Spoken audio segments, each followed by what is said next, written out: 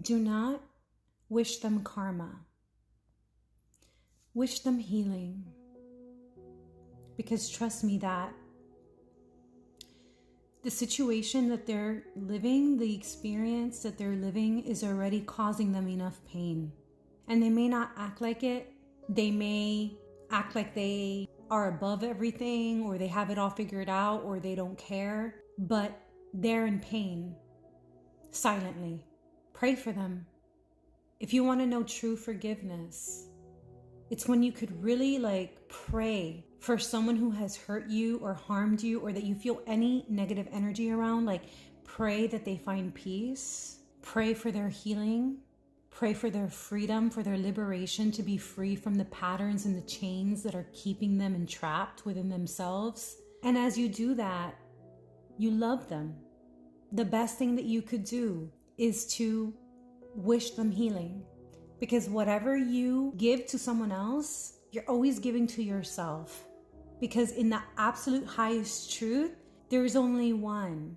This is all energy cut up into these seemingly different forms, but we're all God's creation. All of us.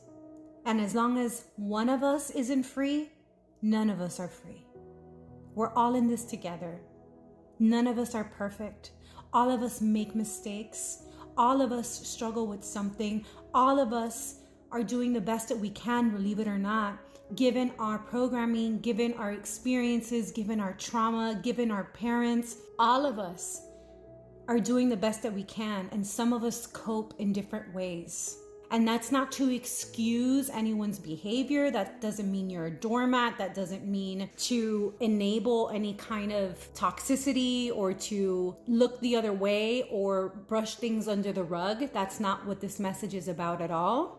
But it's just about grace. It's about mercy. It's like, what if you made that same mistake? Or think about the mistakes that you have made. Think about what you consider to be your greatest error, your greatest mistake in your human experience. Would you want God to grant you grace and mercy on that experience, on that situation? The same mercy, the same grace that you want for yourself, you give to another person. And what you give to another person, you're indirectly giving to yourself.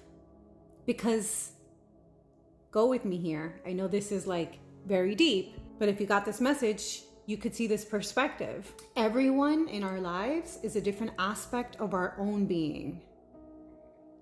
Even if they're parts of us, the parts that we judge the most about other people, whether they're arrogant, whether they're critical, whether they're gossips, whatever it is, the parts that we most judge about others are aspects of our own shadow, of our own most repressed self. And so everyone is just displaying different aspects of ourself, different reflections of ourself and our relationship with ourself. Yes, sometimes behavior needs to be called out, needs to be corrected, but also having grace, having compassion, having mercy. And yes, sometimes you need to separate yourself from others, including family members. And that's actually for the highest good, because what is the highest good for you is the highest good for all concerned. The most loving thing to do sometimes is to completely cut off communication, whether this be a relationship, a friendship, whatever it is. But even then, you don't wish for them to learn their lesson the hard way. You don't wish karma upon them. You don't do that. You just say, thank you for the lesson. Thank you for what you taught me. Thank you for what you taught me about love, about friendship, about relationships, about myself. I am grateful to you for what you taught me.